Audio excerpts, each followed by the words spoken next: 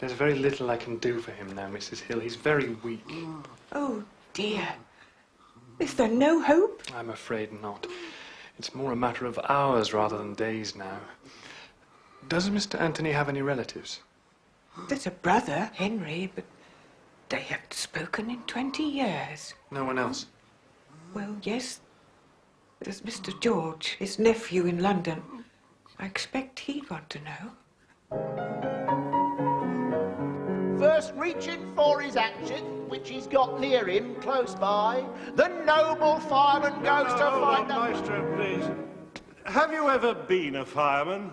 No, but I've sat next to one. And what's this jolly laughing cobbler's song all about? It's all about this cobbler, who's always happy. Sorry to drag you away, George, but there's a call for you. Can't you take a message? Let's hear some of it. It's your uncle, old son. Yes, sir. I'm afraid he's in a bad way. I see. Oh, yeah. Thanks, Harry. I'll come right away. Always bright and never grey. You see, sir, when I'm singing this song, I'll be cobbling, and I'll have a boot. Oh, you'll get a boot, all right. It was the doctor himself said I should call. He's very bad, Mr. Lorimer. And I'm very grateful, Mrs. Hill. This is very distressing. But I can't travel to Brighton before Sunday at the earliest. He's at his last breath, Mr. Lorimer. Sunday might be too late. Oh, Lord, I'm sorry. There really is nothing I can do. Well, what about Mr. Henry Gascoigne, sir? Do you think I should try to reach him? Uncle Henry? Good God, no. He'd welcome the news. No, when the time comes, I'll break it to him myself. As you say, Mr. Lorimer. Till Sunday, then. Goodbye. Goodbye, Mrs. Hill. Oh, dear.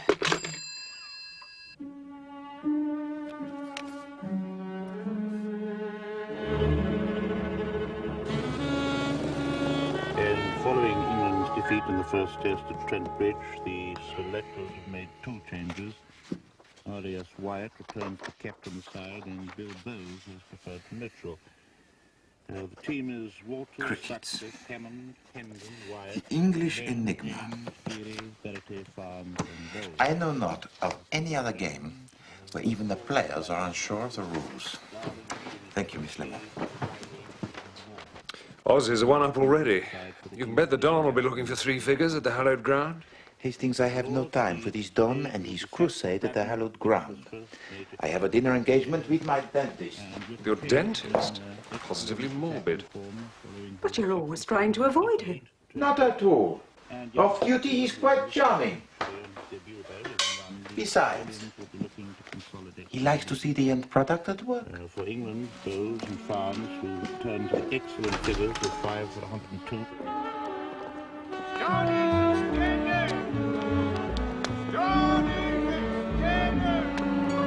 You won't get any of your fancy French kickshaws here, I'm afraid, Poirot. Just good, well-cooked English fare. And I could ask for nothing more, Bonington, my friend. Yes, well, I place myself in your hands unreservedly. Yes? Absolument. Ha! Yes. Well, where's Molly?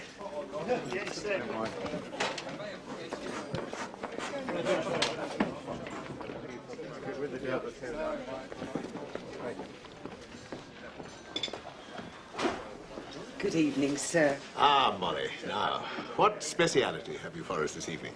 You're in luck today, Mr. Bonington. There's your favourite, roast turkey with chestnut stuffing and fillet of sole to start. Oh, excellent. For both of us. Now, here is a girl who knows exactly what I like, Poirot. Well, I ought to know by now, sir, I'm sure. Do people always like the same thing? Mostly, sir. Though I'll tell you something odd. You see old Mr. Gascoigne sitting on his own over there? I'd say he'd been eating here since the old Queen died.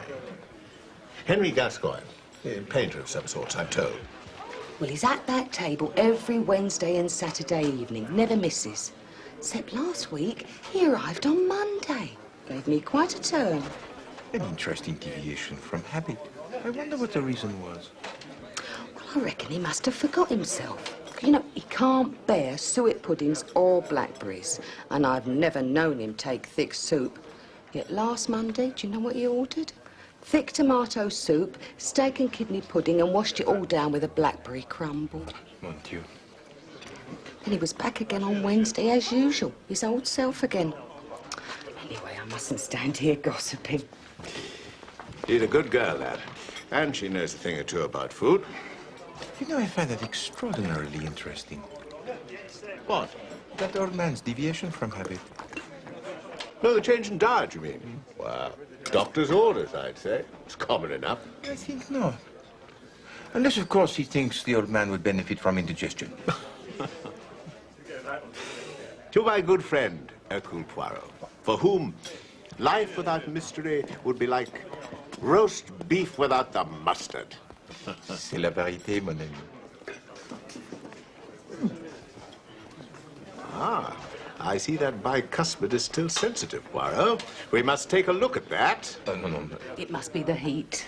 What's that, Mary? Oh, Mr. Gascoigne, he's at it again. Steak and kidney pudding and blackberry crumble.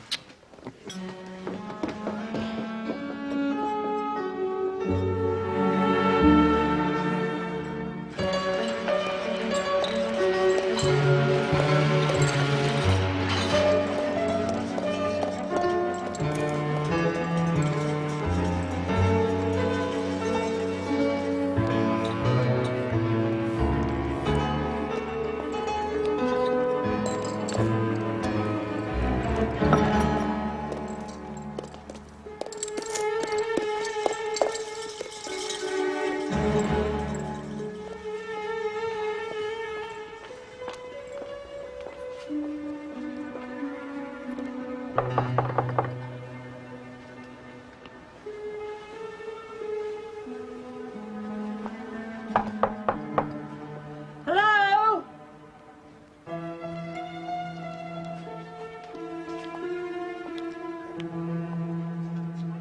Hello? What's all the noise? It's his milk. It's been out here for 3 days. Dirty old devil. Hasn't had a bath since last pancake day either. Not a sound from inside. He might have taken ill.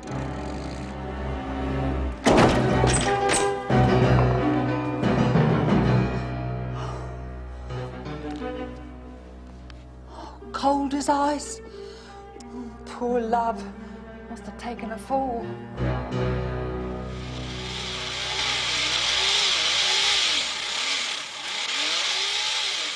Here's a funny thing, Poirot. Remember that old fellow we saw at Bishop's the other night? The one that Molly remarked on, about how he changed his diet. Try not to talk. Well, I'm afraid he's eaten his last blackberry crumble. Poor old chap's kicked the bucket. Seems when he got home that night, he fell down the stairs of his lodgings.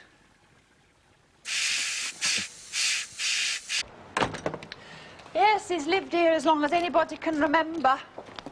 Kept himself to himself. You never spoke? Well, we'd pass in the street of an evening and say hello. Except last week, I might have been a ghost. He walked right past me and never said a word, he did. Excuse me, madame. Do you remember which day last week? Who are you, anyway, asking all these questions? Who's he? He's not English, is he? I'm begging your pardon. He's Hercule Poirot, private detective. Madame. Oh, yeah, well, they all say that, don't they? You tell him it was last Saturday that old Gascoigne passed me by in the street. It was the last time I saw him alive. Saturday.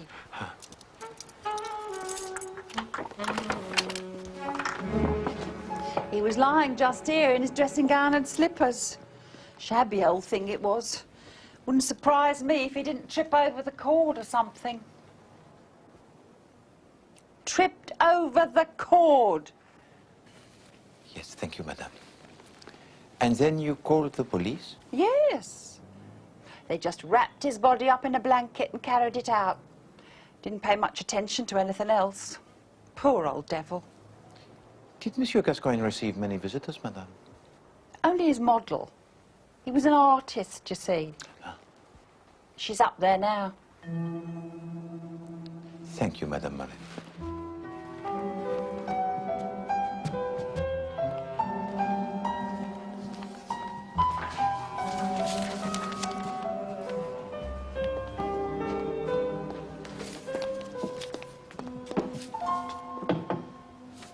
Excusez-moi, mademoiselle. Who are you? I am Hercule Poirot, a private investigator. And my associate, Captain Hastings. Morning. Is there something here that requires an investigation? Oh, no. It's more a matter of professional curiosity, that is all. A small idea. Perhaps you can help us, mademoiselle. Is there any reason why I should? Is there any reason why you should not? My name is Dulcie Lane. I was Henry Gascoigne's model. What else do you want from me? Ah, but that is most helpful. The bond between the artist and his model is legendary. Really? Oh, yes. But you would have noticed if his behavior had been in any way unusual. I doubt it. Painters' behavior is always unusual. They can never make up their mind whether to commit suicide or give a party. So, nothing out of the way about him? No, no worse than any of them. He had some odd arrangement with his agent, I believe. Peter Makinson. But you'd have to ask him about that. An agent? So he was successful then? Don't be misled by all this. Henry wasn't a poor man, just mean. Did he have a family? No, there was a nephew that he mentioned from time to time, a music hall man. There was a brother, too, somewhere or other. Anthony. Yes, Anthony. But there'd been a falling out between them. He certainly never spoke of the man like a brother. Here. Remarkable likeness. They could have been twins. Yes. 2 pins in a pot. This small idea of yours. What is it? Oh, it's simply a notion. I saw Monsieur Gascoigne on the evening of his death. I was told that his behavior had recently been, how do you say, uncharacteristic. But more than that, the mantle of life should fit like a well-tailored suit of clothes, no? But he did not hang so well on that old man in the restaurant. You see, mademoiselle, I cannot accept that the fall of Monsieur Gascoigne was accidental.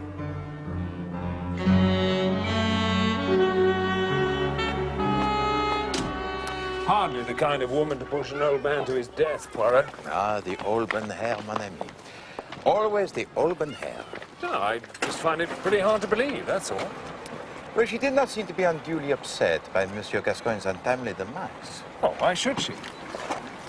What about that brother, Anthony?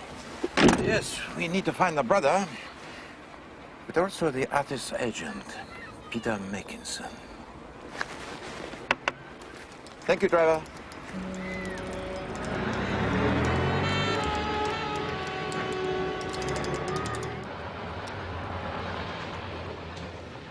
This is where the future of criminal investigation lies. Our new forensic division, the most advanced in the world. Won't be long before the likes of you and me will be gone forever. Cast onto the scrap heap of life like so much scrap. And you think there is nothing to save us? Not even all those little grey cells of yours, Gascoigne H. We'll all be extinct, Poirot. Dinosaurs. Henry Gascoigne, 68 years of age, artist by profession. What's your interest in this, Poirot? Oh, he was an acquaintance of a friend of mine, and I merely wish to put his mind at rest. Died from a broken neck caused by a fall down the stairs. Apparently he was a recluse, bit of an eccentric. None of the neighbours can remember seeing any visitors that evening or the following morning. That evening? The estimated time of death was at or around 9:30 p.m. on Saturday, June the 16th. It's remarkable. Your forensic division is very precise, huh? Well, no. There was a letter in the old boy's dressing gown pocket. It was posted that morning in West 1 and arrived by the 9:30 delivery that evening. He must have gone down to collect it and fallen on his way back upstairs. I see. May I see this letter? The pathologist still got it with all Gascoigne's clothes. Perhaps you remember who might have sent it? No, I don't. It was harmless enough. Of course. Who was the pathologist, did you say? I didn't. You take it from me, Poirot. This case is closed. Yes, well. Let us hope, Chief Inspector, that the forensic sciences of which you are so proud will not replace every aspect of the detective's work. Let us hope that camaraderie will still play a significant role. No? His name's Cutter. I'd better telephone him to make sure he knows what to expect. You see, Chief Inspector, we are still very far from being the species extinct. Au revoir, mon ami.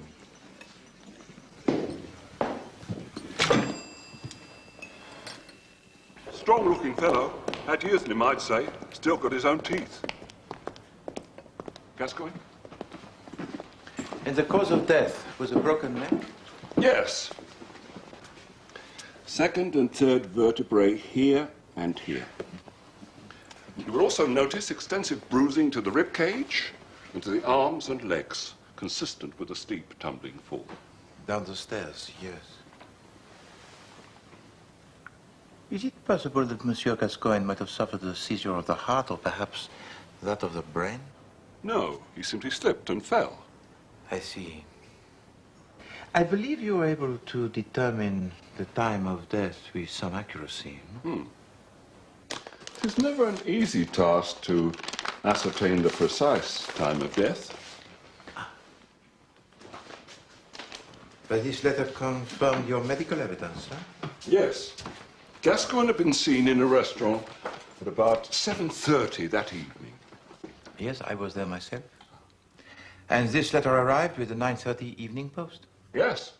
An examination of the contents of Gascoigne's stomach revealed that he had eaten a light supper 2 to 3 hours before his death.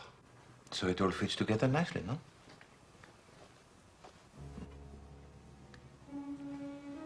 May I please borrow this letter, monsieur? Well, I'm sure you can be entrusted with its safekeeping, Mr. Poirot. Of course.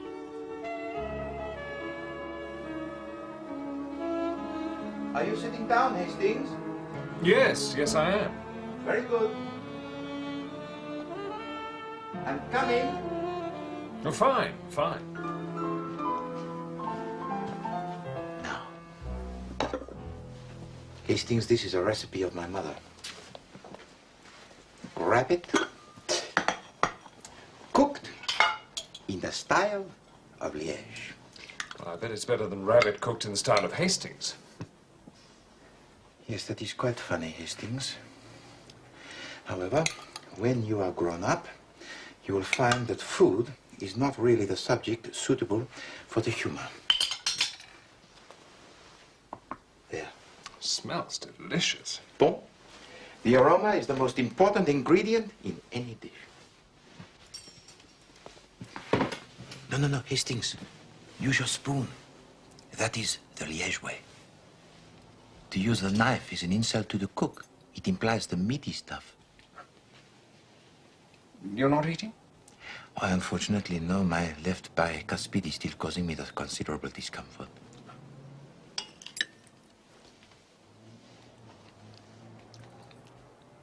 Is it good, Hastings? Please, do not be stinting with your praise. Oh, it's wonderful.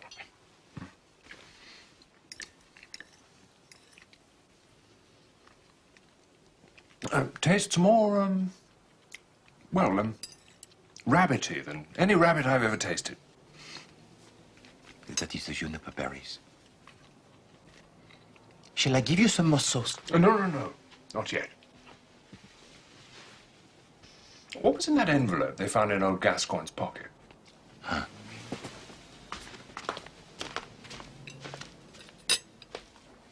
You are invited to a preview of contemporary European paintings recently acquired by the Farringdon Gallery. This may be both informative and pleasurable, Hastings. And it's tomorrow.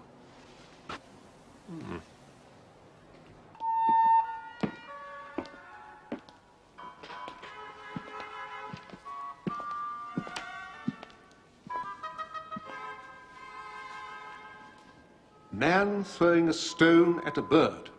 Really? Which is which? Jean Miro, Hastings, an exponent of the surrealist vision. A work inspired by the dream, no? Yes, a man with a most individual imagination. Is there some way I can help you, gentlemen? My name is Makinson. Peter Makinson? The agent of Henry Gascoigne? Yes. What a tragic loss. I understand that your contractual agreement with Henry Gascoigne was an unusual one, monsieur. Unusual? Have you ever heard of an artist who wouldn't sell his paintings? Wouldn't sell? You mean not at all? Well, that must have made your work impossible. Oh, I could sell the smaller pieces, sketches and watercolors, but the oils were never to fall into the hands of the Philistines. His name for all collectors and dealers. So, no one actually owns a Gascoigne painting? We make gifts of some, gestures of friendship. I have a small collection, and Dulcie Lane, his model, has several works. But he was a man of few friends. And now, of course, after his death, his paintings can be sold. I imagine that would be so. And you, monsieur, you are free to sell your own collection, yes? Look, what is all this about? You're not a collector, are you? No, monsieur. I am Hercule Poirot, a private detective, and I am investigating the circumstances surrounding the death of Henry Gascoigne. I see. I see.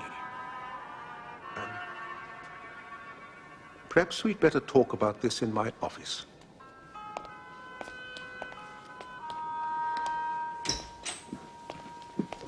Gentlemen? Thank you.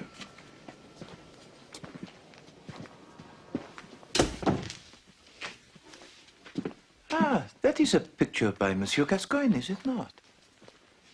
But not his usual model. No, that was painted years before he met Dulcie Lane. She is Charlotte Gascoigne, a rare beauty. His wife?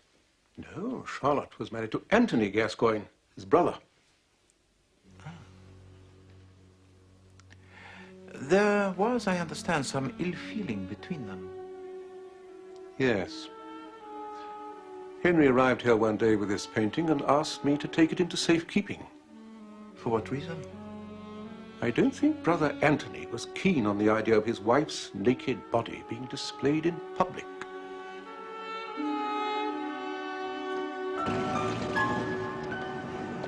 You know, the way I see it, Poirot, everyone stands to benefit from the old boy's death. Indeed, mon ami. His work was in demand, but unobtainable. His death will create much attention. Probably push the prices through the roof. Yes.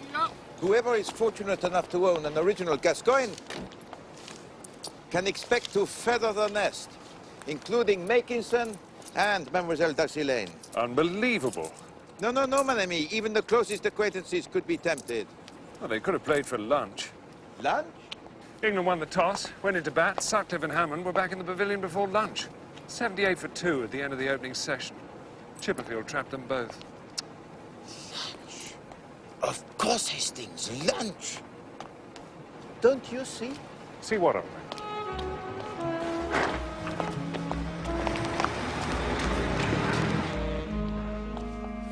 24 blackbirds baked in a crumble. I think you mean pie, don't you? Well, that's what they have done in all these cases. Upstairs door found screwed with a high. Miss Lemon? He's gone, and Jules with him, before alarm could be raised. Why, the trick's so old that I never knew you'd condescend to pay it. Not so old as it looks. Such a dashing figure. Choosing the cigars and handing me mine. Cognac or Miss Lemon, Benedictine, Bunny. how did you get on with the music halls? Besides, he went on. The rooms were not George Lorimer, is the manager of the Carlton Theatre, Bethnal Green. Excellent work, Miss Lemon. Miss Lemon. That to Monsieur Raffles. I exclaimed in triumph. But Raffles only shook his head. I don't believe in that rope ladder, Bunny, except as a blind. Well, Hastings, tonight we must visit the theatre. What's all this about blackbirds, Poirot? That Saturday evening, Henry Gascoigne finished his meal with the blackbird, or rather, the blackberry crumble. Now, the juice of the blackberry leaves a dark stain, and yet the teeth of Henry Gascoigne were not discolored. I looked most particularly. Oh, then the waitress must have been mistaken. It's easily done, you know. According to the pathologist, Henry Gascoigne died 2 hours after eating the light meal. Now, I do not consider soup, followed by the steak and kidney pudding, to be the light meal. But suppose that meal was not dinner, but lunch. But the old boy was seen at the restaurant at 7:30. You saw him? Yes. But that was not Henry Gascoigne.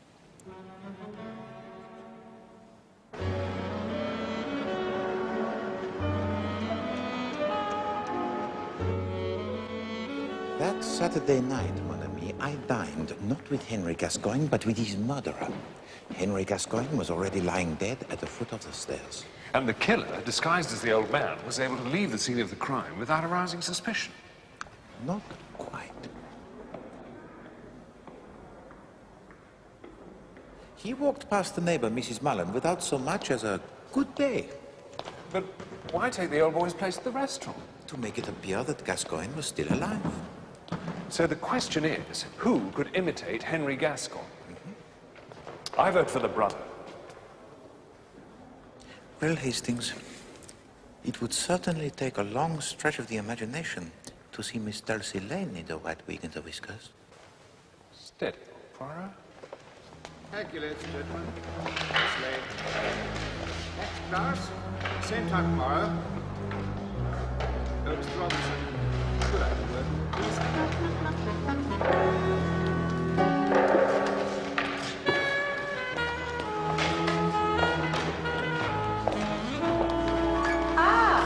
The detectives with the small idea. Please, mademoiselle, forgive this intrusion. Not at all, gentlemen. As you have already seen for yourselves, I have nothing to hide. No, we were up in the gallery. Miss Lane, I am now completely convinced that the death of Henry Gascoigne was deliberately arranged and by someone he knew well. Am I a suspect? I understand Henry Gascoigne gave you a number of paintings. Yes, 4 life studies. So you are aware, no doubt, of their value? Yes, I've had a number of generous offers. So you could be a worthy woman, Miss Lane. You think I'd part with them? At any price?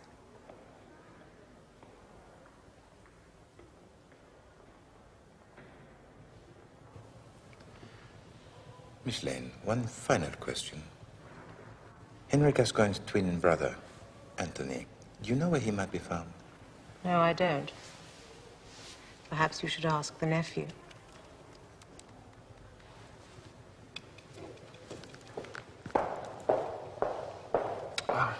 Thank you, Miss Lane.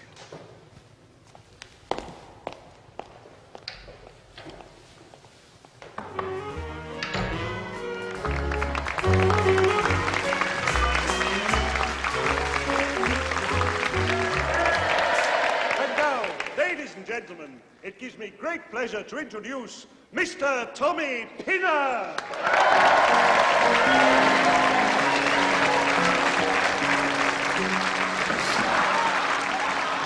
Well, who entered a masquerade as the old man? Than his twin brother. Yes, the idea seems most attractive, madame. I'll give you just one more chance. What else can you do? Or sing the songs.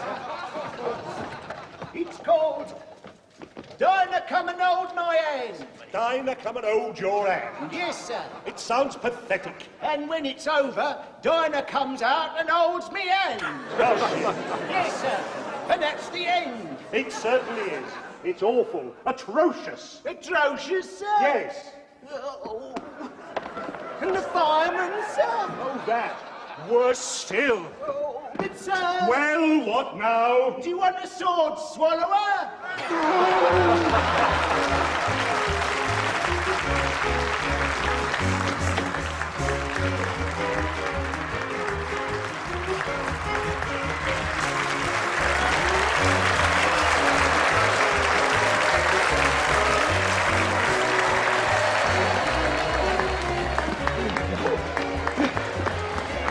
That ass.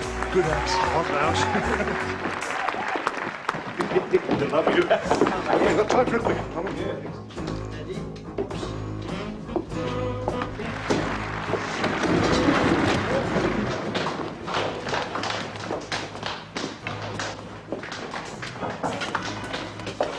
Come in. Monsieur Georges Lorimer? No, actually, I'm Harry Clark, George's assistant. He's not here tonight. Ah. Can you tell me where I might find him this evening, monsieur? Well, I'm afraid not. He's out of town. In Brighton, attending to his uncle's funeral arrangements.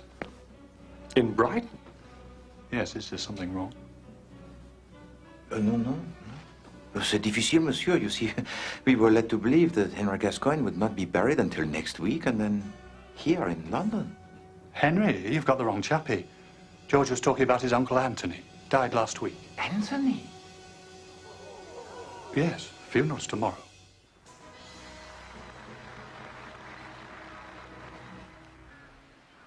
We therefore commit his body to the ground, earth to earth, ashes to ashes, dust to dust. A quiet affair, is it not, Hastings? With both the brothers dead, there aren't many Gascoignes left to pay their respects. Not too many suspects left either, eh?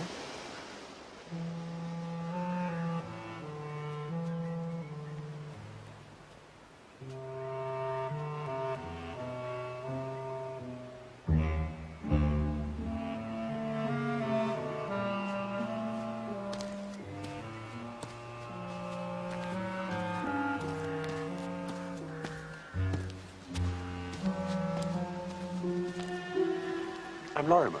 George Lorimer, Anthony's nephew. Captain Hastings. Hercule Poirot, monsieur.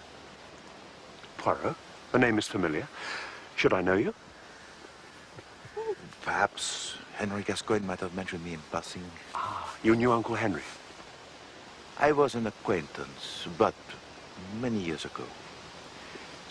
I only heard of the double tragedy last evening, and I felt the need to express my condolences to Mrs. Gascoigne and to yourself in person, monsieur. I'm sorry?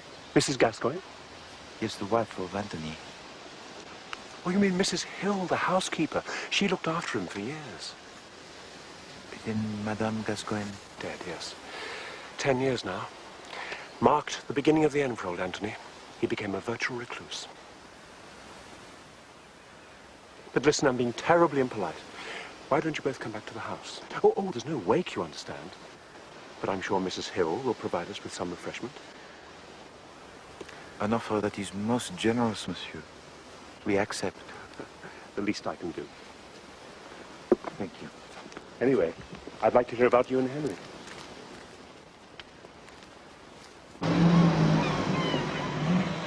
Henry's passion for painting once lit the small fires of my own imagination.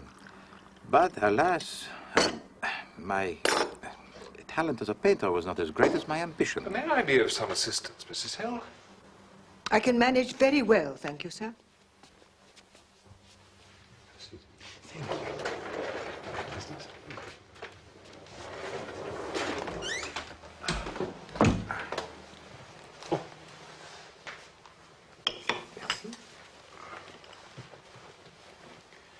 And the two brothers, they were twins?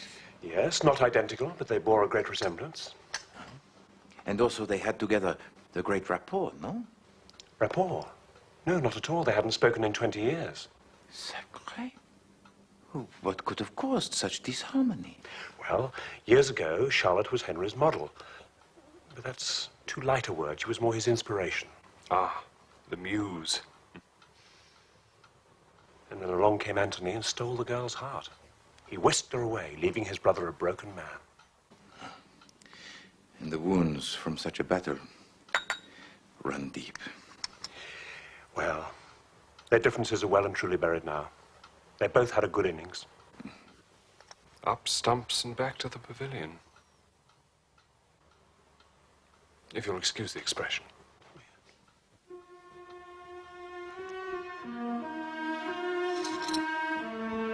Ending orders. Please test results. A most distressing time for you, madame. Nursemaid and companion I was. Cook and cleaner all those years. And then he goes, just like that. Not a thank you for all my trouble. Not a penny by way of remembrance. Not even a small legacy in the will for your services? There was no will. Leave her up, baby, sir.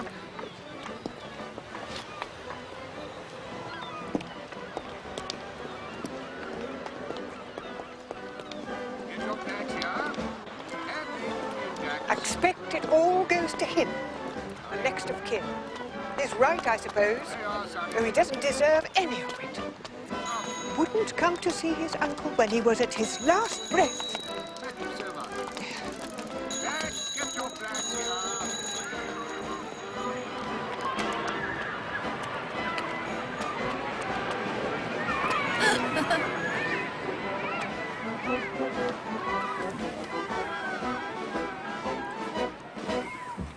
Mrs. Hill, could you please tell me, exactly when did Monsieur Anthony Gascoigne pass away?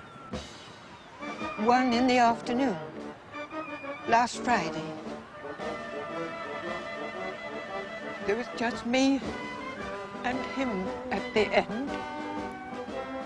I told Mr. George, Mr. Larimer that is, that there wasn't much time, but it was the Sunday before he arrived.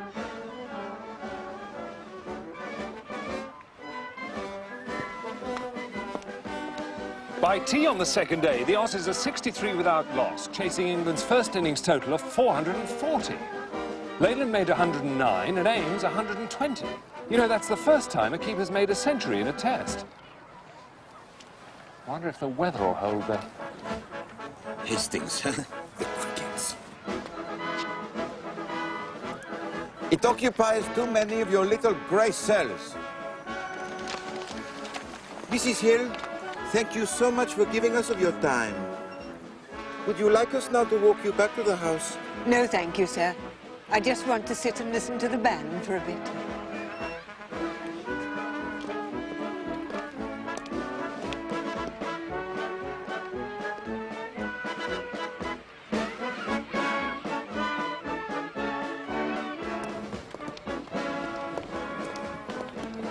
Well, that was quite a yarn you were spinning back there, old man. The fires of artistic endeavour. I nearly blushed. Ah, Hastings, you do not understand the finer feelings. But you were lying. No, Hastings. I did not want to cause Monsieur Lorimer further grief with the revelation that one of his uncles had been murdered. And by posing as an acquaintance of Henry Gascoigne, my inquiries appeared no more than innocent curiosity. Well, certainly puts pay to my theory, anyway. Ah, yes, you expected more from this brotherly intrigue. La crime passionnelle, hein? No, mon ami. We have been running up the wrong tree.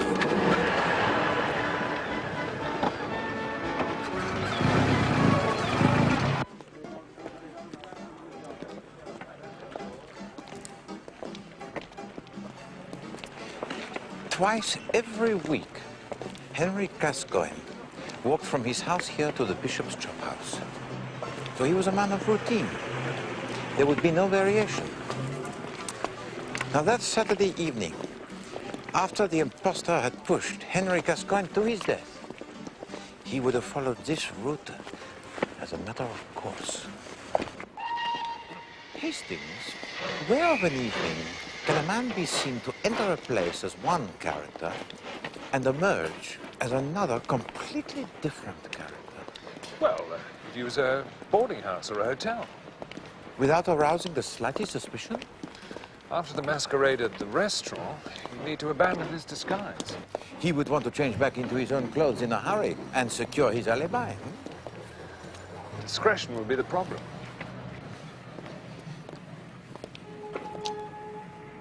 I think I have seen the answer, mon ami.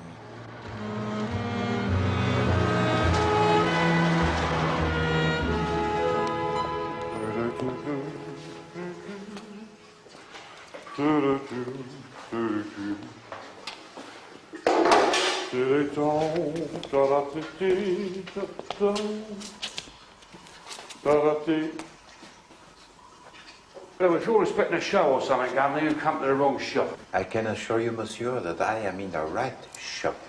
Oh, don't you come the old ass here with me, Squire. I'm sorry, the old... Oh, I made sure salt before. No, I do not think so. And if I mistake not, that beret you are wearing would suit better a man of an artistic calling. What's going on here? You are aware, are you not, that the withholding of evidence that might lead to the conviction of a known criminal is a most serious offense. What evidence?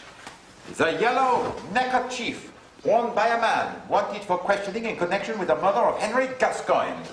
There would also be the corduroy jacket with the trousers, a waistcoat with the berries, and a cane in a dark wood. Oh, well, they were just lying there, weren't they? I wasn't going to throw them out and make a few bob with him down the lane. You have been diligent and honest, sir. I trust that this will compensate for the few bob you might have made.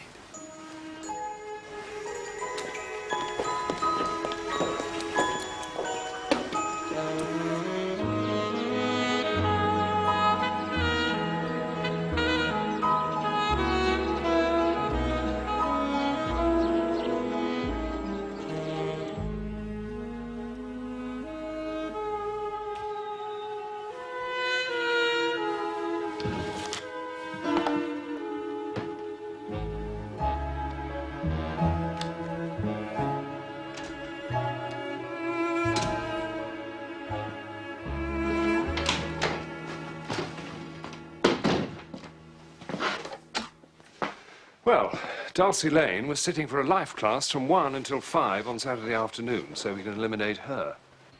Oh, yes, Miss Lane is innocent. He's running in now. 1, 2, 3, 4, and his arm goes over. Oh, darling, staggers back in his right foot. Makinson too, I'm afraid. He was in Paris. That brings us back to square one. No, mon ami, far from it. We are about to make our final move. Kindly ask Miss Lemon to get me the Chief Inspector Japp'le on the telephone. Quicker ball this time. Oh, darling is secure. The ball's in the air, and Sutcliffe's taken it. Simple catch, and darling is out for North. That's Verity's third wicket of the morning. Australia now 204 for 4.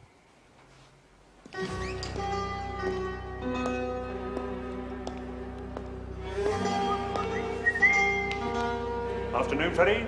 Hello, sir.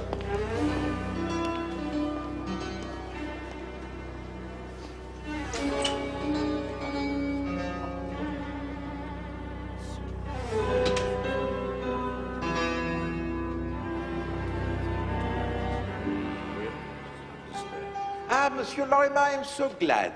Please, to come up here. Poirot, what's going on?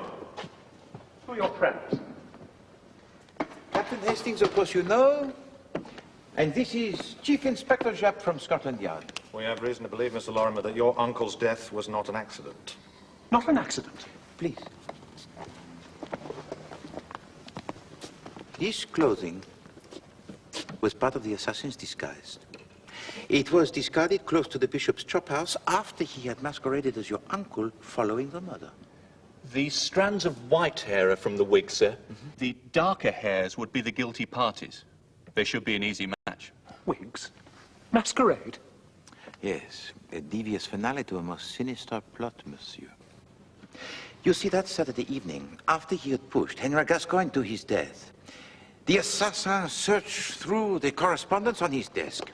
He retrieved this envelope which he had sent the day before. Now, what could be more innocent than an invitation to an art gallery, eh? However, he had one last artistic task to perform, but he was not a skilled craftsman. Regard? He changed the postmark from the 15th to the 16th and smudged the mark on the blotter to further conceal the forgery.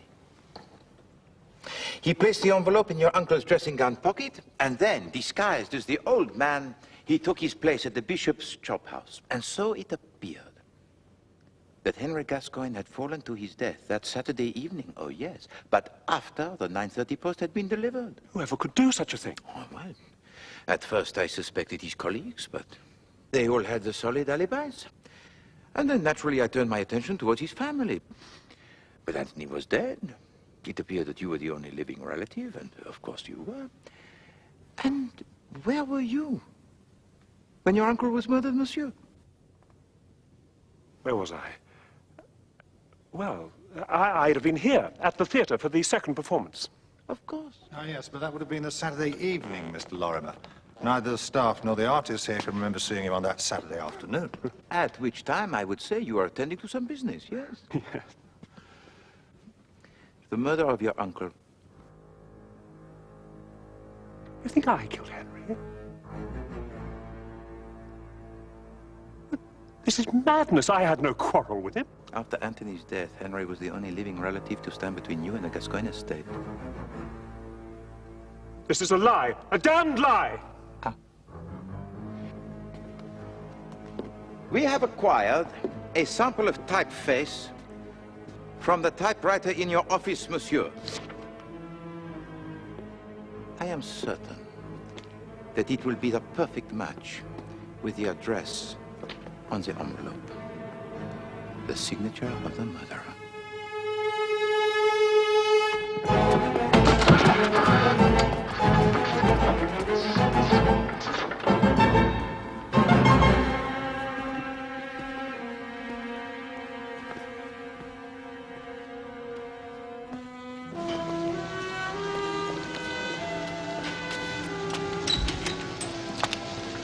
So it was the music hall act that made you suspect Lorimer?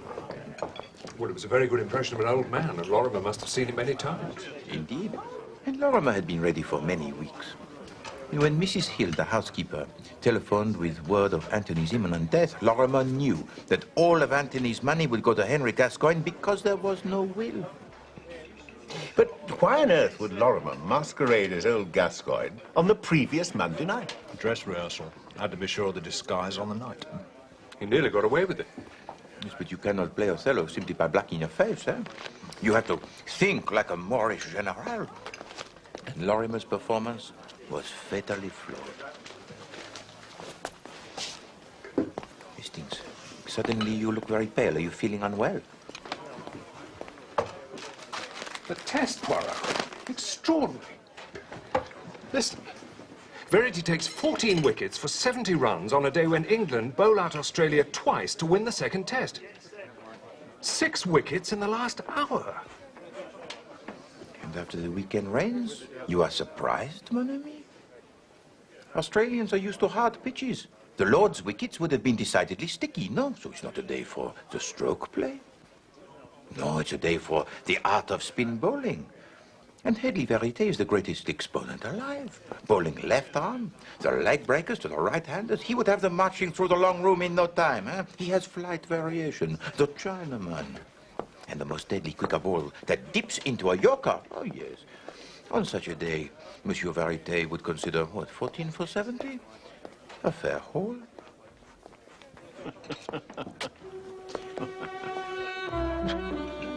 Ha ha ha ha ha ha!